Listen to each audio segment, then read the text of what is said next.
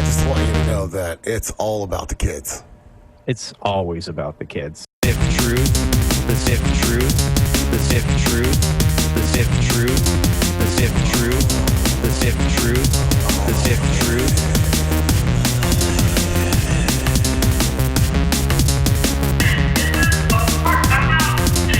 I'm Scott Casanova, Mr. Bob West. How we doing, buddy? What are we gonna drink that's not gonna taste like assholes? You know, Man, I've been drinking whiskey my entire adult life, so I'm not a good.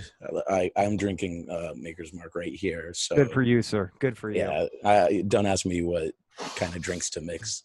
Well, and this, you know, that's fun for the show. But I'm always drinking scotch right here. So a little bit of a different brand of whiskey, but I'm still a whiskey man. Yeah. Just, you know. Absolutely. And Bob, you like that? You like the same kind of whiskey, right? Maybe not. I had a scotch before I came upstairs with my dinner. Actually, I had 3. Good for you. I like to lubricate. So I guess we can go ahead and get started now. I'm done with dinner. This is the part where we clear our throat. Thanks for joining us, Bob. Thanks for joining us. Get it out. Get it out. I'm gonna be clearing my throat a lot, but you're good. I've had like bronchitis for like 2 months. Dude, me too. It's been ridiculous. I didn't have COVID, but I had something. Did you get tested? Enough. I did get tested. I did too. Yeah, it sucks. That shit sucks, huh? It's because they're like, oh, there, we got it right there. And he's like, so just hold still and we'll get the other side. What the fuck do you mean the other side? I think, like, I can feel that up here. You're good. Yeah. It did suck. So now my COVID testing brethren. I haven't experienced it, but it sounds like a one-sided of the old school free clinic testing for like gonorrhea and chlamydia. Can you imagine if they would have put it in there twice? That bad? Oh, but I mean, I'll take this test over that one any day. Could you just hold still while my intern gets a shot at this? No. No, she's a little nervous. This is her first day at a job. That's why her hands are shaking. But don't worry about it. She's a professional. So I'm glad that we're all of the age that going to the clinic for STDs was a rite of passage and a deterrent for hoeing, right? So these kids these days, they get a cotton swab in the mouth, so they don't learn their lesson. Hey, it wasn't much of a deterrent for me. Yeah, me neither. Same here, man. I didn't learn my lesson until I was actually. It's a very difficult lesson to learn. Yeah. Well, and when they knew my name at the free clinic, when I went in there like the 4th or 5th time, they're like, Scott, what's going on? I'm like, okay, this is all right. I got to find a new clinic. A few weeks ago by, and you're like, so, clinic run. You know what? I will say that's responsible though. You're doing the right thing by going out, making sure that you're good, and kudos. You don't want to be that dickhead that's blindly spreading shit around. If you think you got something going on, you don't want to be kids. You don't want great film. You don't want to do it. Oh, great movie, but fantastic point. Don't be that fucking guy. Don't be fucking what's his name? Tally? Casper.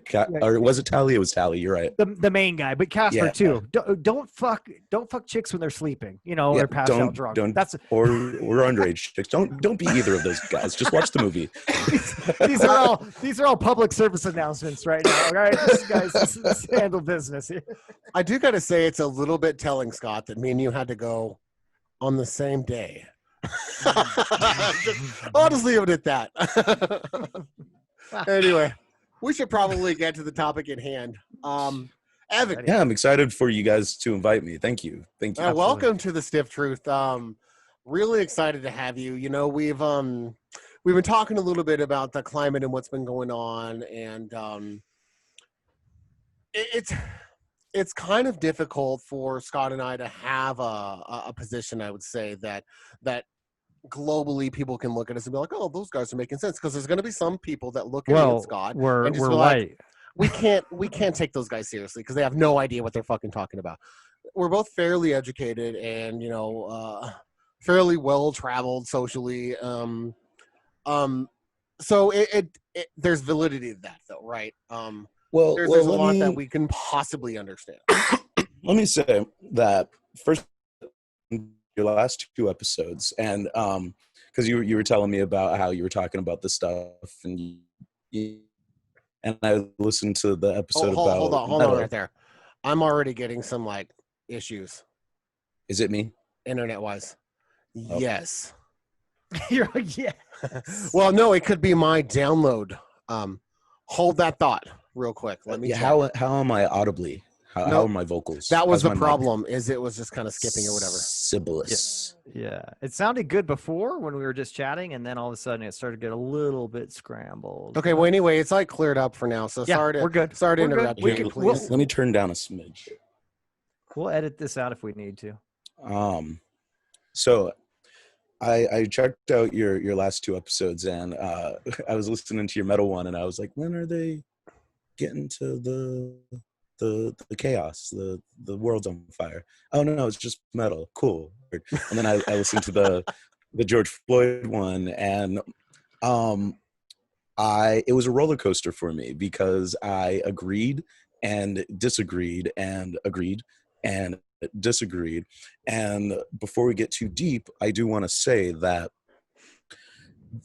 the issue at hand in the US right now, and I mean really the world, but specifically the US, of police brutality, it boils down to the issue of race.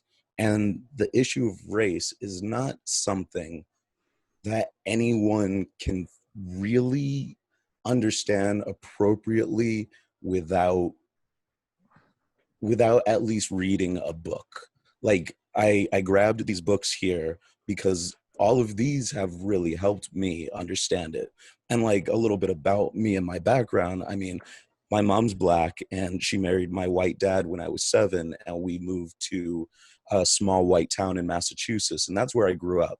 And like I entered my 20s thinking like, I understand all this shit. I'm half Black. Like I got the best of both worlds. Like it's obvious. But then once I started like looking into it and reading, I'm like, fuck. Well, you were also in your early 20s, so you thought you knew everything just by default. Exactly. I mean, I didn't start looking into it until I was 28, until Sure. Ferguson happened. Mm-hmm. Ferguson was the thing that made me go like, oh fuck, like that could have been me. Like I've been stopped and frisked by Albuquerque police. I've had guns pointed at me by police. I've been pulled over and harassed, and like all those times I would usually like shut the fuck up and let my white friends handle it. And that has gotten me probably to where I am. Well, but like, even with all of my past and history, it wasn't until I started like reading, like especially good historic breakdowns of the inception of these ideas, did I feel like I could talk about this coherently at all.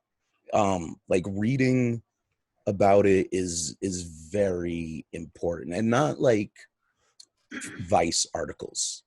Like don't read, like Vox is all right, or but that don't read that stuff. Like you got to read like books. You got to go to the library, and most people don't want to do that. So some scholarly shit. Yeah, you got to like sit down. And I mean, I've gotten a lot of this knowledge from audiobooks. Audible has done me great. And like most of these books I listened to on Audible and then bought in print and then read in print. And like, I mean, one, that's how much I enjoyed this material. But two, like, it just like helped me like get it in my brain more. But I mean, Bob can tell you, I've been talking about this shit on Facebook for years. I have lost many a friend over the last few years because like, and family members, because like I don't like, I know what I know, and I'm happy that you guys want to hear what I know. And like, frankly, if you don't agree with me, I'll tell you where you're wrong. And we can eventually disagree. I rarely agree to disagree. I'll say that. Right. No, well, you have something to say. You have a point of view. You have something you're not going to bow down to family or friends either, too, which can be fucking super tough. So, I mean, kudos to that. You know, Sounds what I mean? like you're in the That right can be, place. yeah. Thank you. I appreciate that. I mean, Yeah. it sucks like losing family and friends over, like opinions, but at the end of the day, like I mean, this ain't fucking what's your favorite Star Wars? Like, it's not like that's an opinion. That was a good one though, right? Is Yeah, like, he hasn't heard it. He doesn't know. He doesn't know no. about that one. Okay. what? We did that. That's We did a that previous show. Oh shit. not Yeah. to plug our own show. But like, I mean, that's a great topic. You can talk about it for hours and no one like gets their feelings hurt. It's trivial. Or something like that. It's trivial. It's trivial. Scott got It's hurt. trivial. But like once you talk about like human rights and shit and like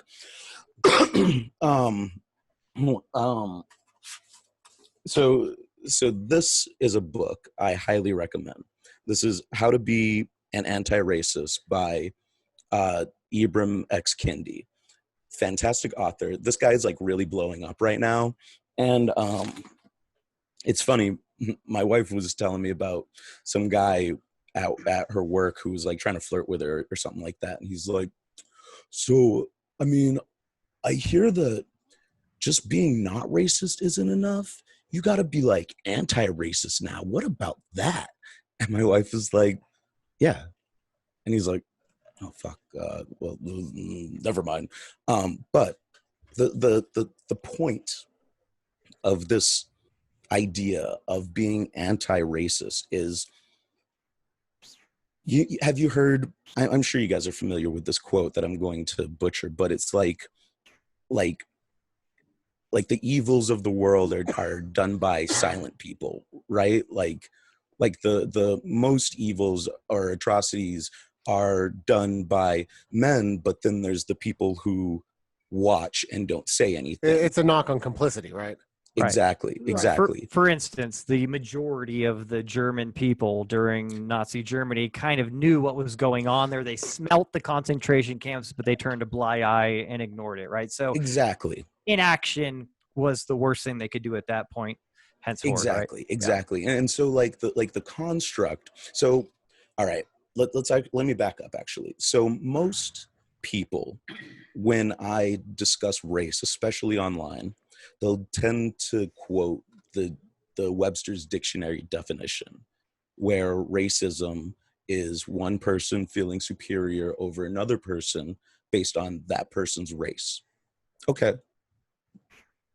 I can't argue with that. I buy that. That's a I buy fact. that. Sure. Yeah. All right. But then more recently, there's been the narrative of systematic racism. Racism is prejudice plus power.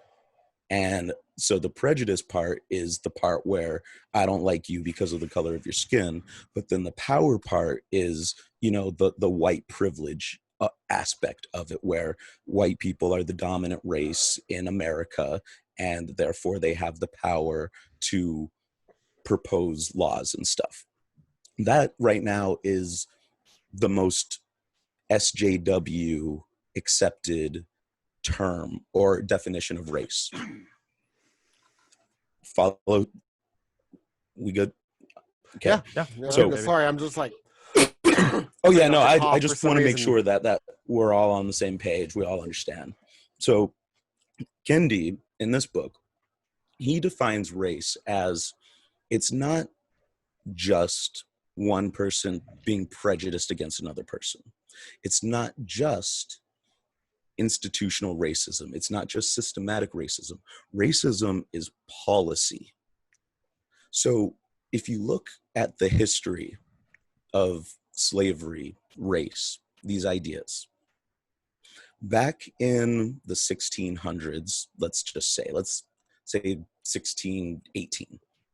Actually, I think it was more 16. Yeah, let's say then. Before then, there was indentured servitude, where Irishmen, Dutchmen, Frenchmen, Africans, everyone would come to America.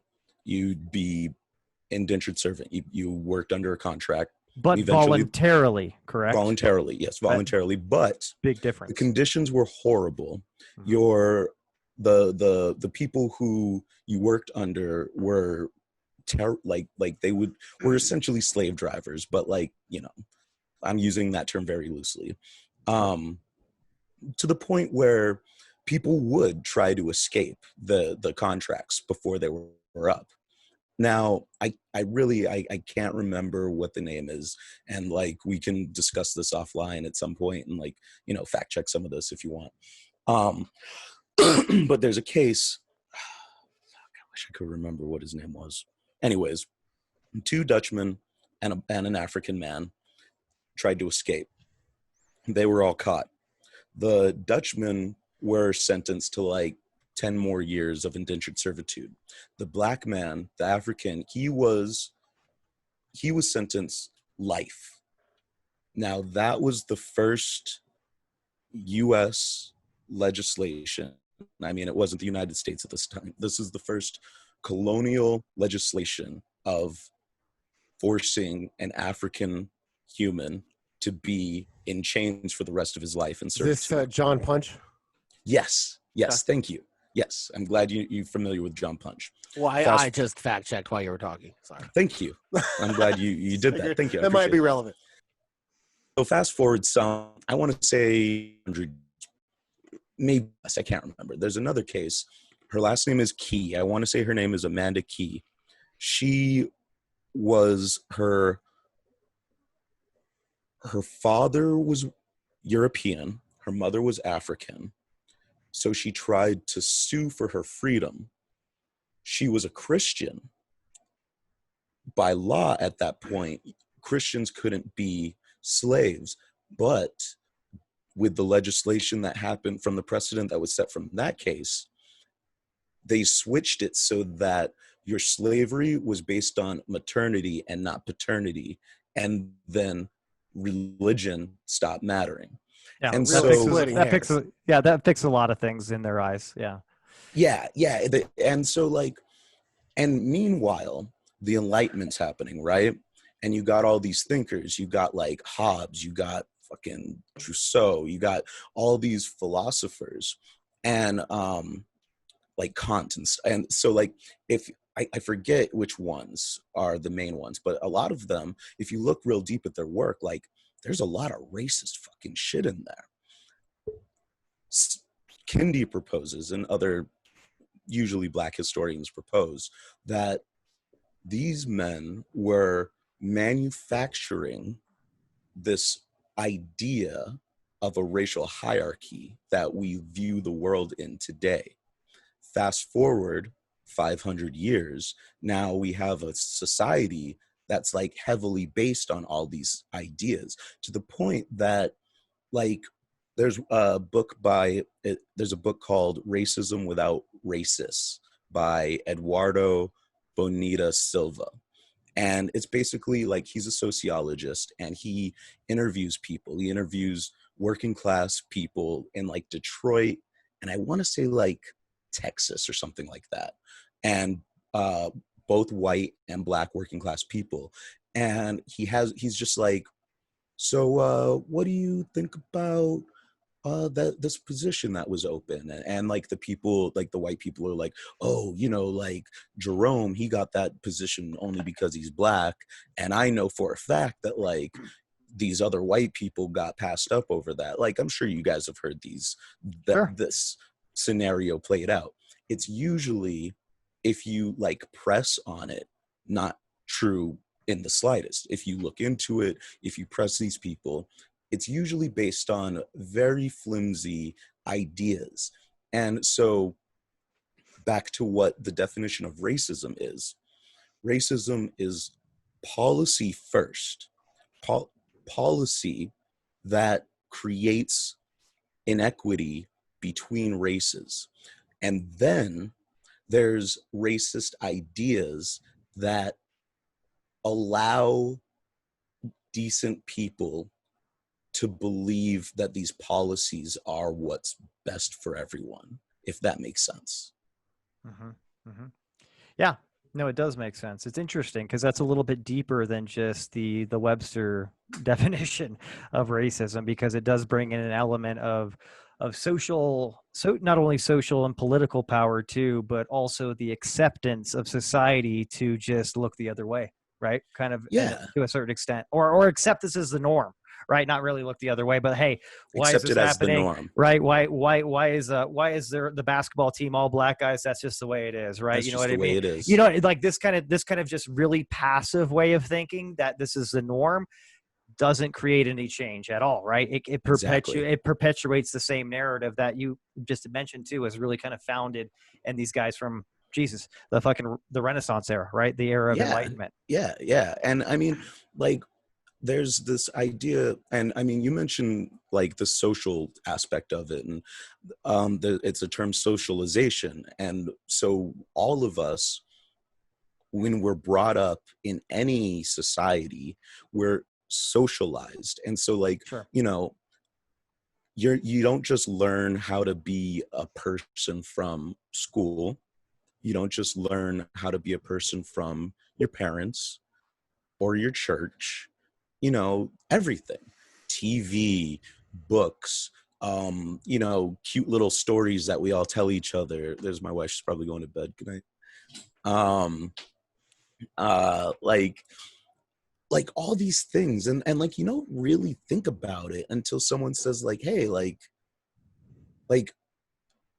eeny meeny miny mo is fucking racist. Like, you know, I didn't know that until I was fucking 30 years old.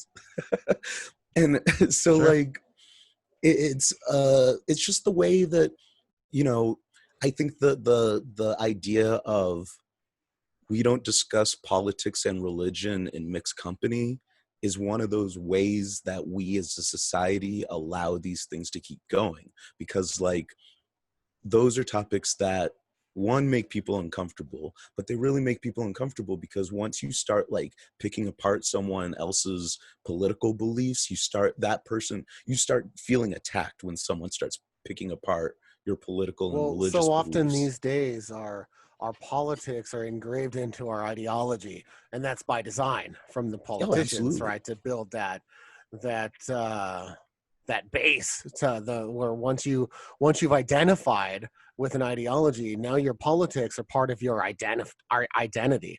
So when someone does start picking apart your politics, oftentimes I see that people do take it personal, like it's a personal attack. Absolutely.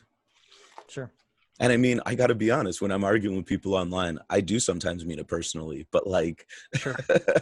And it's hard I mean, not to. Like, it's hard not to. Battling online can like really get you to a level of anger that does not make a lot of sense. But I mean, I think you're just dealing with a lot of internet tough guys, is what I like to call them. But you know, you deal with a lot of people that just bloviate and they think they know what they're talking about to the extent where it's infuriating, because you know this is being circulated on a mass quantity level, and you're like, God damn, I have to set this straight.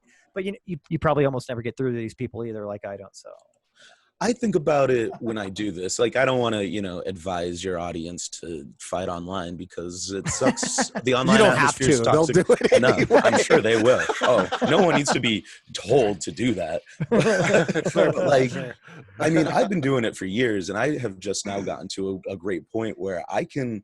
Oh, I love fighting trolls. So you can find me on Twitter. Hold on. Actually, I'll figure it out. We'll put it on the show. Find me. We'll put it on a graphic or in the comments. So we'll get that up. Don't mind letting it out though too, because we got people on the podcast platforms that won't see anything streamed. So, but I'm just saying, like, I got to a point where I love talking internet dumbasses into a rhetorical circle, and not like, I don't really care what they get out of it at the end of the day. I understand that they're probably feeling embarrassed by the end of the conversation, but like other people who read it, you know, they'll come in and be like, oh, those are good points and stuff. Like, I like it for the other people around, and maybe I'm planting a seed that maybe at some point something else will make them go like, oh shit, I think I heard that before.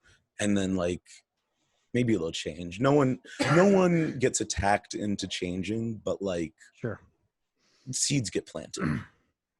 You can hope so, right? But yeah, just like you said, though, nobody's going to change unless they want to change themselves. And a lot of people that are just arguing really polarizing points on Facebook aren't looking to change much. That's just me. But yeah, no. Quick question for you, man. Yeah, absolutely.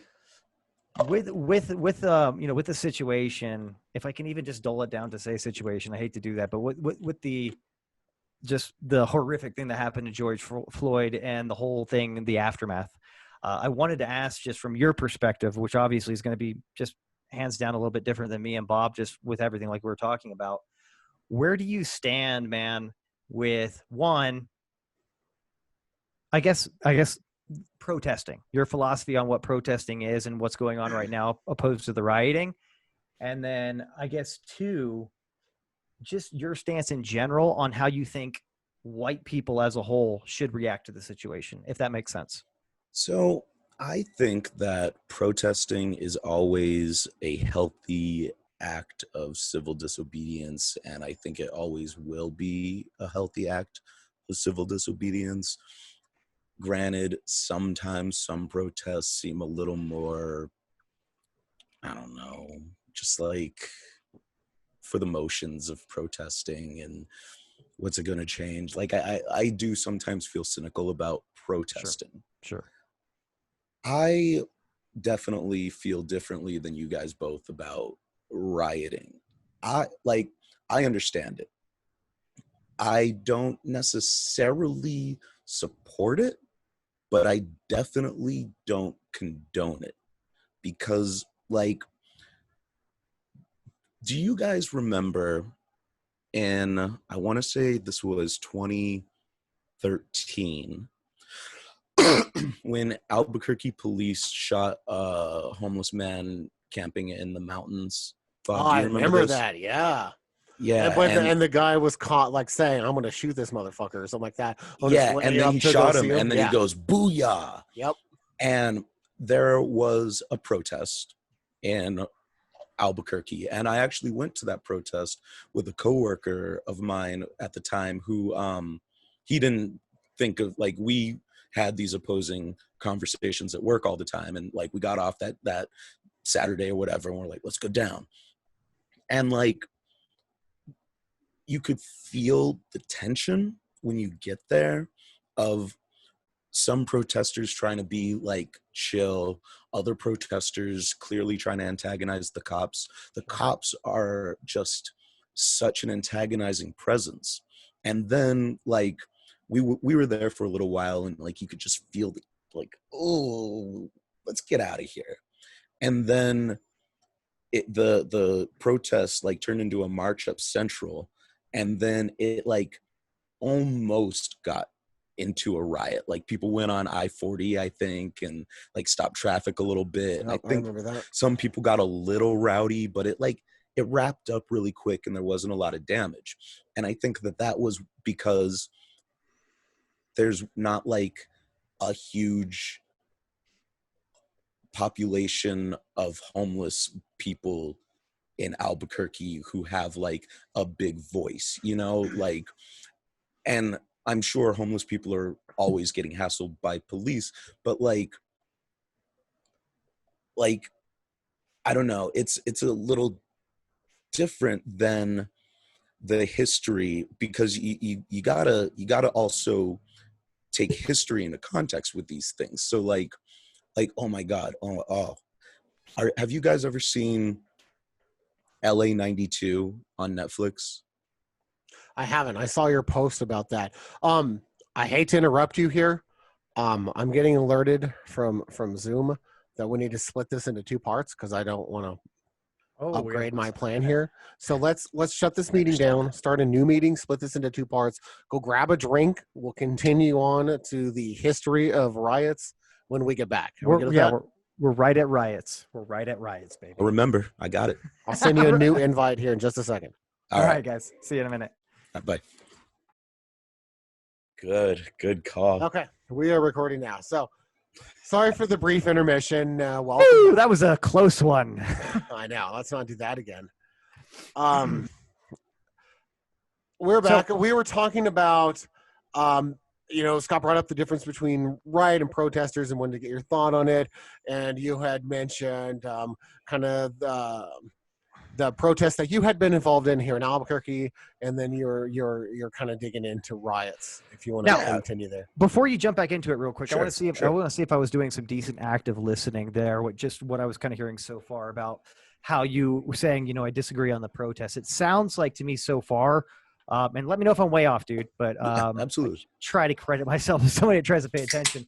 But it sounds like when people are protesting about something that has some real passion behind it, it's really hard for a group of people that are really passionate about something and they're outraged about something to stay peaceful all the time.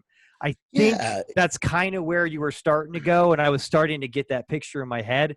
And I obviously I don't want to put words in your mouth, but that's what I was kind of getting the vibe with so far. No, that actually, before I go off on some of the history, that is a very good point, because like when you go to any protest, I've been to a few, there's just so much emotion, and like I don't know, you have to be a rock to not just feel the emotion in the air and coming from everyone.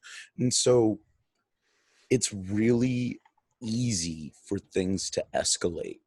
And so especially for a protest over something as heavy as police brutality, sure, it just can like go really left really, really quickly and easily.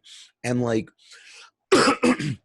like back to some of the history, like what just happened. That's right, guys. I'm drinking a Bloody Mary, just so you know, nice. in the evening. What just happened is not new. Like,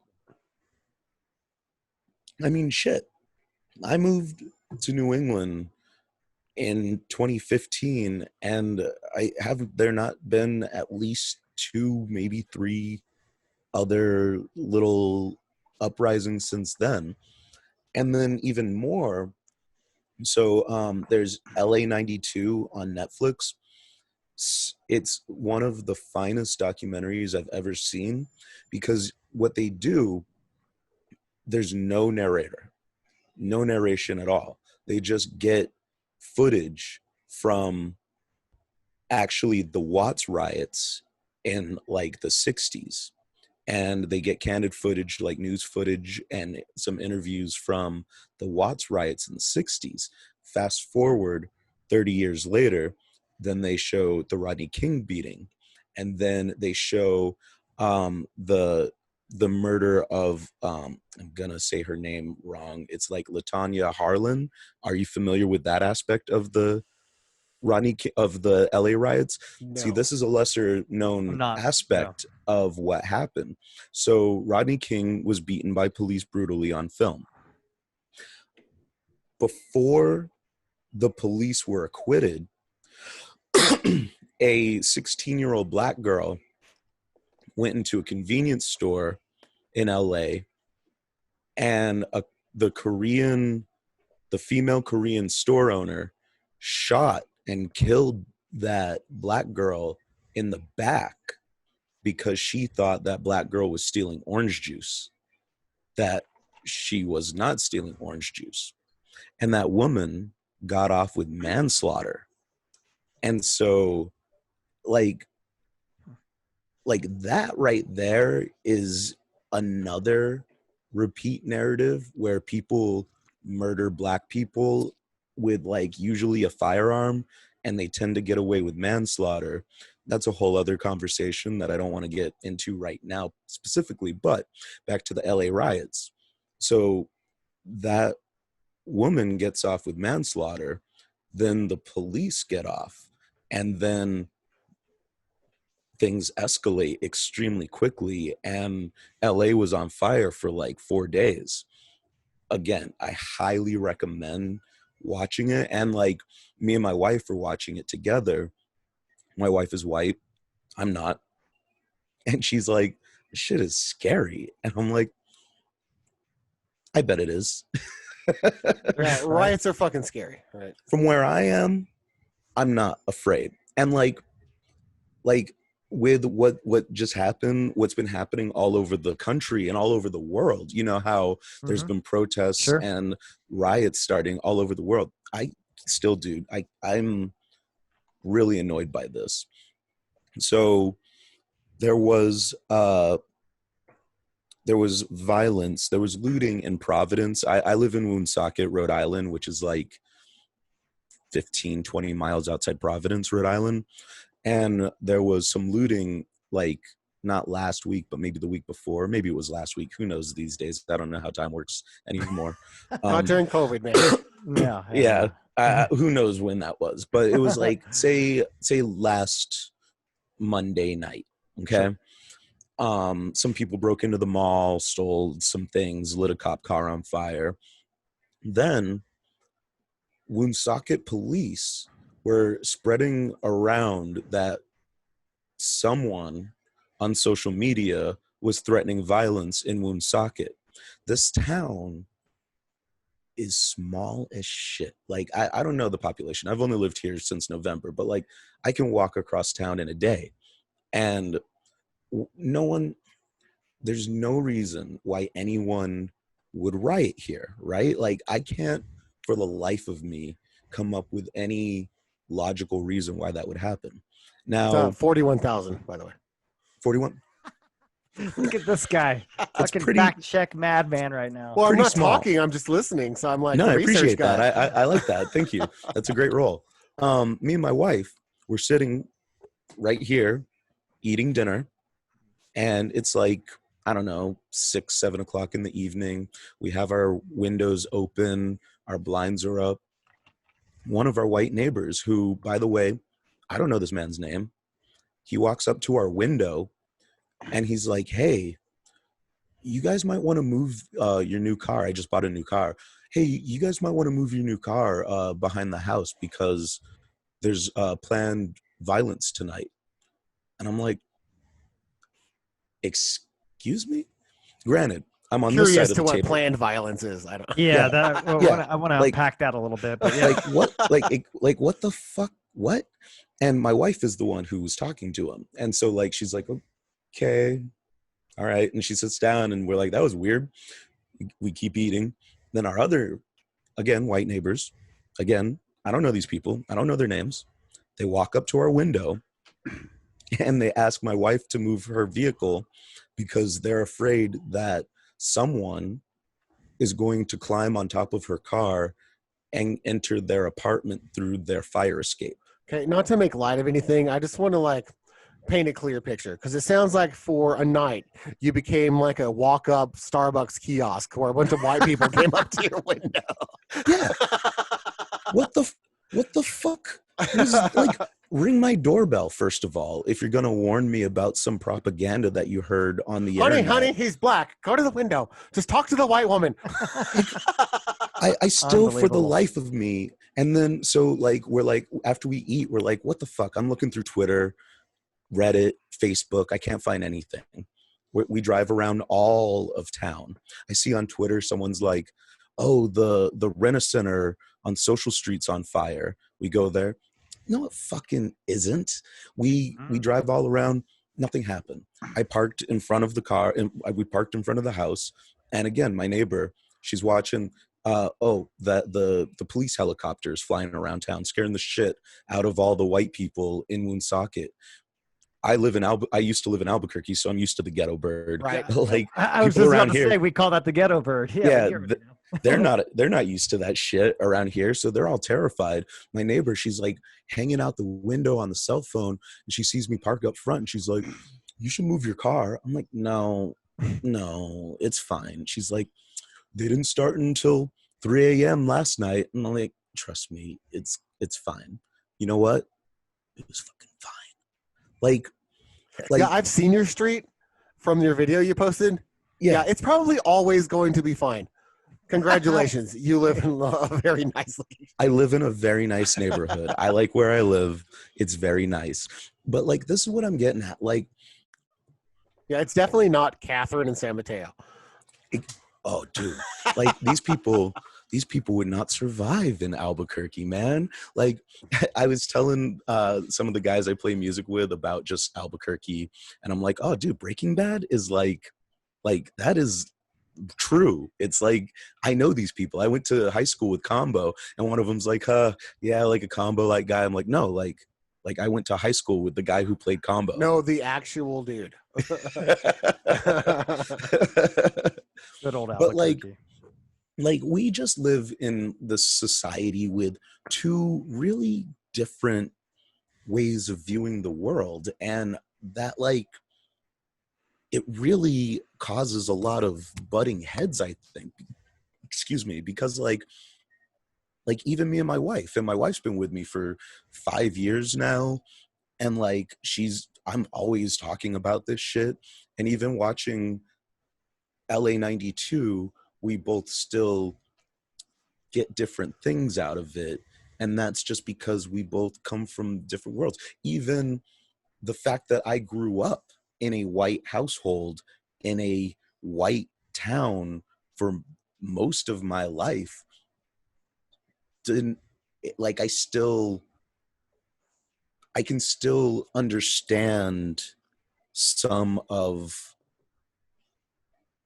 the logic, if we can use that word, that goes behind a riot. Like I understand that it's not just people mindlessly going crazy, and like looting. Like looting is something, especially when we see pictures of people like a Target's on fire. Like those people don't own that Target. Like those people probably got denied a job at that Target. Like they, especially right now, like a lot of people don't have jobs, but for any given, like let's use, it was the Freddie Gray Baltimore. That was where the CVS was on fire, right? Right. A few years ago. And everyone, like white America, is like clutching their pearls. Oh my God, CVS is on fire. How dare they? And it's like I remember being 18 and black and trying to fill out applications at fucking Starbucks and shit, and getting denied left and right. Was it because I was 18 and inexperienced? Was it because I was 18, black and inexperienced? Was it a little of both? Was it a little of both? It was probably both. My name is Evan Webb, so I am fortunate in that way, so that if my application comes across someone's desk, they're not just going to throw it away because they can't pronounce my name, and chances are they're like, oh, that sounds like a very nice gentleman. And then maybe when I show up, they're like, but like, I'm charming and shit, so I can talk my way in and out of a lot of situations. That you are, Evan. That you are. I don't want to cut you off, but I do have a question for you. Yeah, absolutely. So I know you don't have all the answers, and no one really does. But I know that one of the things that that I notice is someone pulls up to a stop sign, right? And there's a bum on the street, whatever. There's a bum. I'm not going to give the bum money or whatever, right? They then pull up to the next stop sign, and there's a black guy standing in the corner. All of a sudden, the door's locked. You know what I mean? So what about that perception of, well, you're black, so you present a level of threat to me that an otherwise person wouldn't. Like how do we grow past that point, or how is that even possible since it's been so integrated into society for a couple hundred years now? I mean, honestly, I truly don't think we're going to be able to get past this for like 1,000 years. Like this is a monkey that we're not going to be able to just get put back in the box very easily, Dr. Kendi, and I keep calling him Doctor, I don't know if I have yet on this show, but I call him Dr. Kendi. I'm not sure if he's a doctor, Professor Kendi, whatever. Ibram X. Kendi. I really like this guy's books have been fucking blowing my mind, but he doesn't think that this is something that we can like educate away. And this is where he and I disagree. I do think that with enough education, it can be fixed. Because, like, I mean, look at you guys. Like, you two are listening to me, and I really appreciate that. And, like, that's half the battle, is listening and the willingness to learn and maybe feel uncomfortable or even feel insulted. I don't know if I've insulted you or any of your audience with any of my ideas, but like it's the willingness to like put yourself into that position. Hey, fuck our audience, all right? If they're insulted, they can fuck off. Yeah, they already know that there's a high likelihood of getting insulted from listening to this show. You do you, man. Go. I appreciate it. No, and like I appreciate you guys be like letting me on your show and express my thoughts on this, because like again, I've read all of these and I try to, like, I'm a slow reader because I'll read a page over and over again and make sure that like I fully understand it. And I like to read before going to bed, you know, so like I'll sleep on it and shit. Like, and like I said in the beginning, like this is not something like I can't stand people like fucking like Candace Owens, right? How Can you just stop there for a minute? We Yes. were actually going to, yeah. So Oh, I is that- told was you that the I told surprise you topic? yesterday I had a surprise Oh my topic God, I for love- you. I fucking hate Candace Owens. I was Oh, actually talking to somebody. I won't name names, but I was actually talking to somebody, right, about some of these points, right? And then they showed me a Candace Owens video, and I fired back with, "I can't believe you just dropped Candace Owens on me." Like, for real, like she's personally for me, she's insulting with her rhetoric. I feel like she's a mouthpiece for the right. That's a hired gun, and I don't think there's a whole lot of passion from her end about doing research. I think there's a lot of spouting off. But that's me personally. So Can I interject that I would Please. still bang her? I would still bang her. Oh yeah. Sure, you definitely can. I show no discrimination, my friend. So I was going to play a little bit of word association and think of say the first thing that pops up. I was going to bring her up that way, but since you brought her up, I had to stop you right there and go ahead and please It's perfect. give me your thoughts on Candace Owens. Well, like not just her, but there's this whole sphere of media that's it tends to lean right, but it's occupied by people who just seem to spout right-wing talk, really understanding what they're saying or caring about the history and things like that. And then it's used by people who want to change their point of view to say, this black person, see, why can't you be like them? And like, I mean, this idea kind of reminds me of just the way that we in our minds today think of Malcolm X versus Martin Luther King, right? Like, people, like especially like the Tucker Carlsons of the world, love being like, oh, Martin Luther King wouldn't approve of what you're doing, and it's like, shut the fuck up. Because first of all, That's Tucky Baby on the show. Tucky Baby. Tucky He has Baby, a name. Tucky Baby with his little bow ties. He doesn't wear bow ties anymore, but I like he still and he always has a tie on. He's such a relatable guy. And then like Malcolm X is this fucking like deviant monster, but like, I mean, at the end of Malcolm's life, a lot of people forget this. He traveled abroad and came back and was like, oh shit, like I was wrong. White people aren't the devil. Like, no, we can do this. And then he got killed. And like Martin Luther King, I honestly, I need to read up more on Martin Luther King. He just doesn't excite me the way that Malcolm X does. But like, from what I understand, he was a lot more radical than our myth of him. And that's the thing. It's like the world, we work on myth.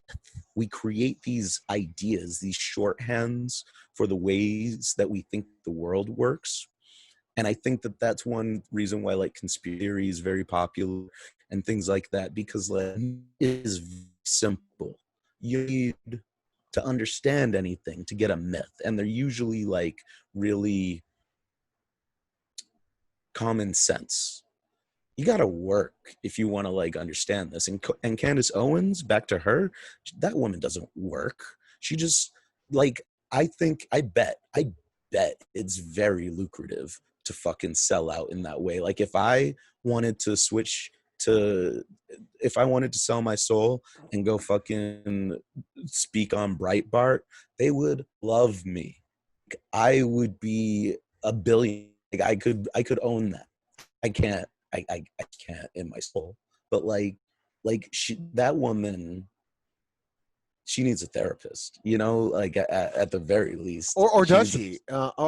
Here's the question: Is she genuine? Because honestly, there's black conservatives, of course. You know, their political spectrum. It doesn't really matter.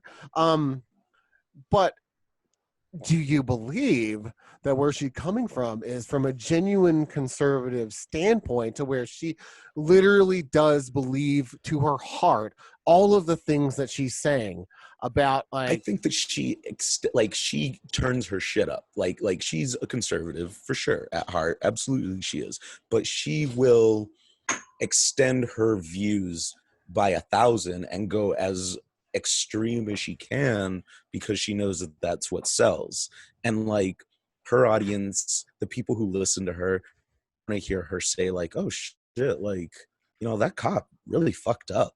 No, her audience, they don't want to hear that. So she has to double down on that persona. Like, I think it's one of the downsides to, like, especially people like her. Like, I don't like Bill Maher. I don't like, or you know, Donald Trump. Obviously, I don't like Donald Trump. But like these extreme views, like once you start being like really extreme, and then that becomes like your shtick, where do you go from there? You can't like pull it back, you know. You got to keep just fucking gotta keep pushing the envelope, right? Yeah, you got to keep pushing the envelope even if it doesn't make any sense. And as far as like black conservatives, like I'm totally willing to accept that there are black conservatives. I know plenty of black conservatives. W.E.B. Du Bois has this idea of the black American has what he called a dual consciousness, where we are constantly walking like the tightrope between being black and then being American. And to be American is to be white. But we're not white, we're black. And so it's like this like eternal struggle that I think I gave up on that mindset when I was like 8 years old. Good But for like, you, because I don't think that mindset makes any sense, to be honest. it's very unhealthy, and I see it a lot. Yeah. And I think Candace Owens is a person who like she might like exemplify that. Like her, Ben Carson, you know, like they want to just be American, but our definition of American is usually white, and they can't be that. So they want to beat this atypical variable that's an outlier, right? That doesn't show them Exactly. as the cut from the same cloth as the persona of the stereotypical black person. Right? I'm not your typical black person. Yeah, and look like, at me. I'm just like all of you, but I'm black. There's the catch. Everybody, I unfortunately see that a lot on Fox News. You notice they always have commentators like, "Oh, how catchy! He's talking about a subject that's, you know, going against what a lot of black people would say, but he's black, so obviously everybody should pay attention to this guy because he's actually more woke, quote unquote, than everybody else that's black, right?" Exactly. And then they get presented as like, well, I mean, how can I be wrong? How can I be racist when this black person said the same exact thing that I said? It's but reassuring. Like, in reality, black people, and like this is an extremely unpopular opinion. And once my my Twitter's out there, I'm sure I'll get some ats at this, but I'm sorry, but black people can be racist. Like this is something that really drives me crazy, is black people being just blatantly fucking racist, whether they're being racist against other black people because we do that, or racist against white people. And this, I will use the dictionary definition of racist, where, you know, a black person is mean to a white person because that person is white. This does happen. We don't get anywhere by pretending like it doesn't happen, but like we need to acknowledge, and those people need to acknowledge, those black people who express racist ideas, because I used to be one of them, that like we can internalize these ideas too, and then we can regurgitate these ideas, we can perpetuate these ideas. At the end of the day, though, it's all just ideas, and everyone can change their ideas. Good point. Well, thank you for elaborating on that, because I'm not a huge fan of Candace Owens. Ever since I've been kind of hearing her talk. I'm so glad. I saw her in a debate with the T.I. and Killer Mike and a couple of people, and I was just like, she doesn't know what she's saying. It just seems like she was planted up there, to be honest. She did not belong up there. She may be an alien. Who knows? You know what I mean? You may peel that back. She may not be white or black. She may be green.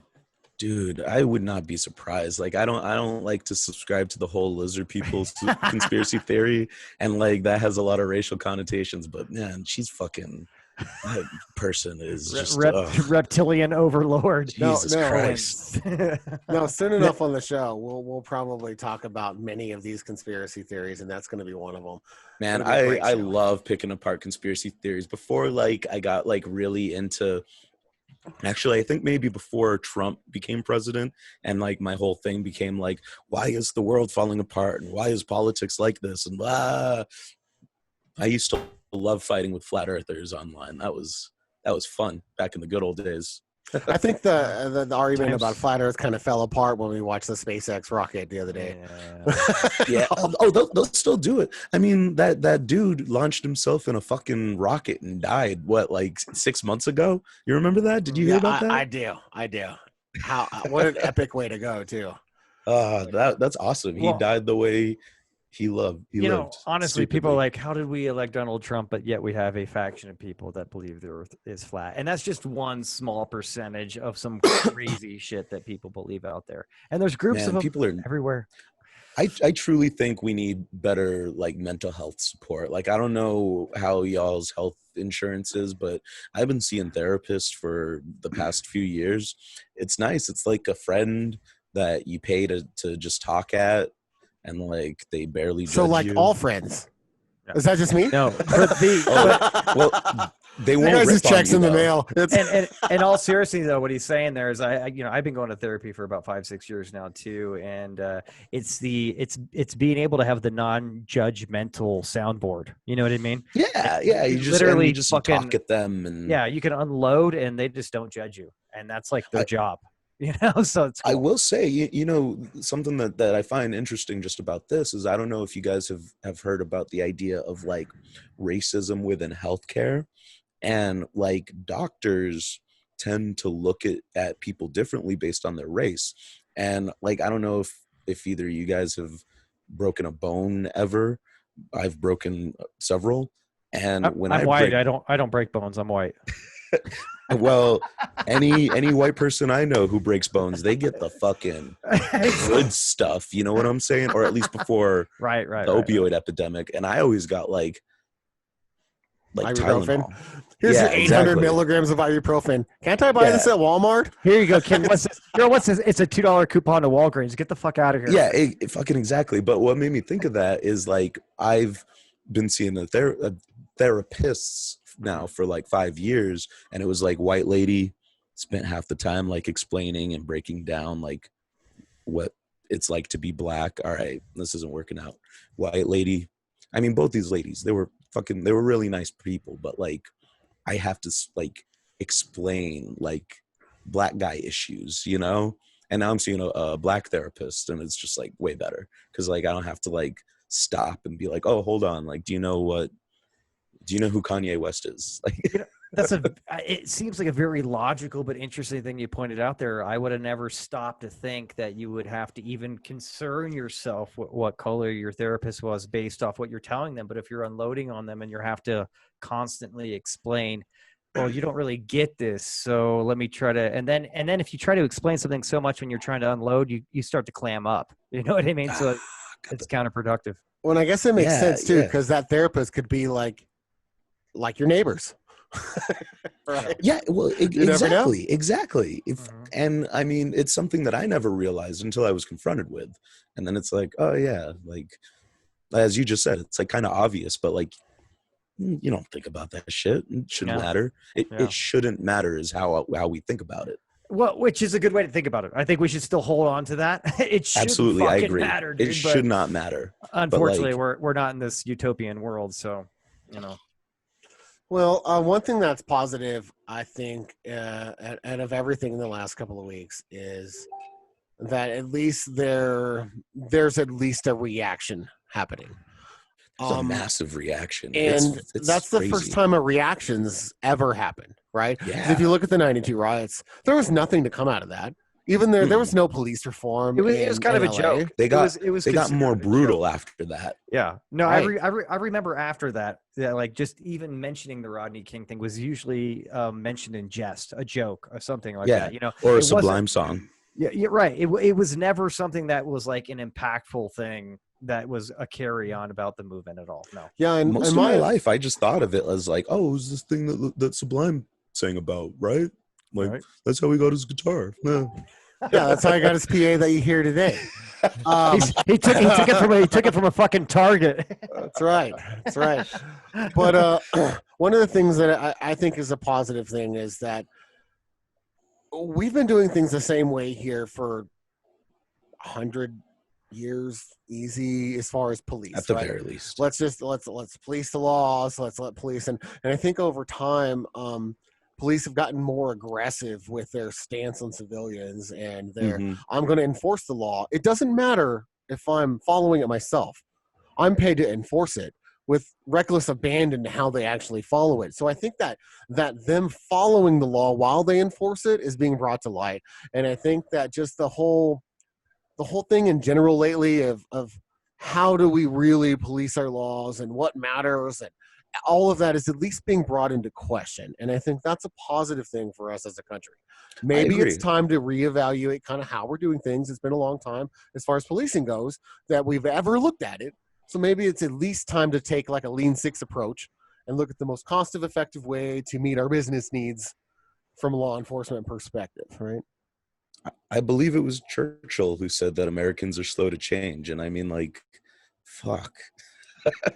Change needs to happen. I'm happy that it's happening finally. Maybe.